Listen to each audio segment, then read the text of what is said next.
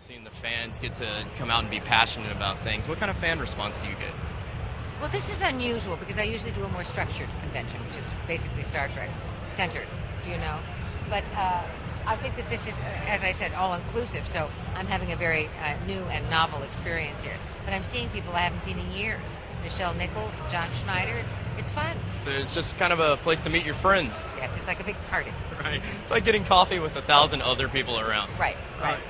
We're getting questions already from the viewers asking, can you explain a little bit about your character on Star Trek, which is, your captain. Explain about my character? You're the captain, of course. I was the captain. When you're approached to be a captain on Star Trek, what does that feel like? Is that intimidating or exciting? It feels good. Yeah.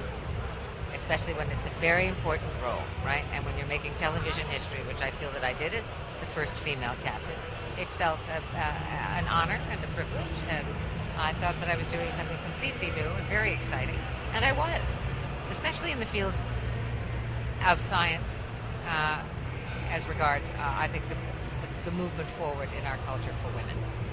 That's exactly what the viewers are talking about. They're like, what was that like, being the first female captain?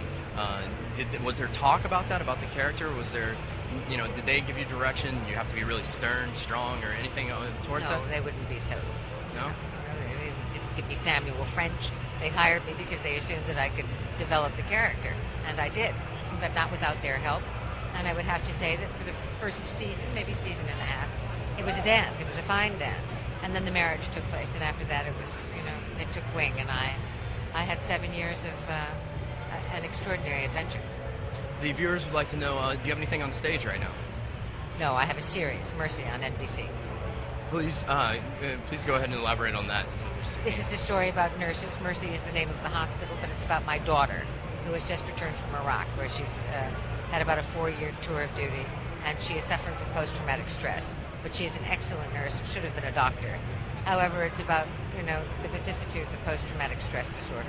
I'm the working-class mother. We drink too much. My husband has just been diagnosed with Alzheimer's, so it's one of those. They're asking, what's your most memorable moment about the Katharine Hepburn project you worked with? I would have to say that opening night in Hartford, Connecticut, when I went to the mantle to take the picture of my brother Tom off, and it fell. Everything shattered at my feet. And I thought, oh, this is it. It's ruined. But I turned and I said, that's the way it goes. Everybody just applauded. It was a great night. You've been an actress for a while. What do you enjoy? A while? Sorry. 35 years, yes. 35 years? Mm-hmm. And you've done TV, movies, stage. Where's my favorite? Where's your love? My love is probably the theater. That's my anchor. That's my base. It's how I was trained. And it's what I am most familiar with. But television has been very good to me. And I've enjoyed the 12 or 14 features that I've made. It's all of a piece. Acting is acting. Some of it is small, some of it is big. I'm probably a little more inclined to the big. Do you, in your new project, Mercy, how much input do you get to do on your character? Actually, I just had a very long conversation with them on the phone, the writers and executive producers, about Alzheimer's. I'm a national spokesperson for the disease, and I'm working with a very advanced group of neuroscientists out of the University of Minnesota Hospital, so they're listening to me. And to have that kind of a dialogue is terrific. If we could do something regarding Alzheimer's, it would be fantastic. That's an amazing cause, and yeah. To be part of that in part of your work must be amazing. It is, and also a privilege.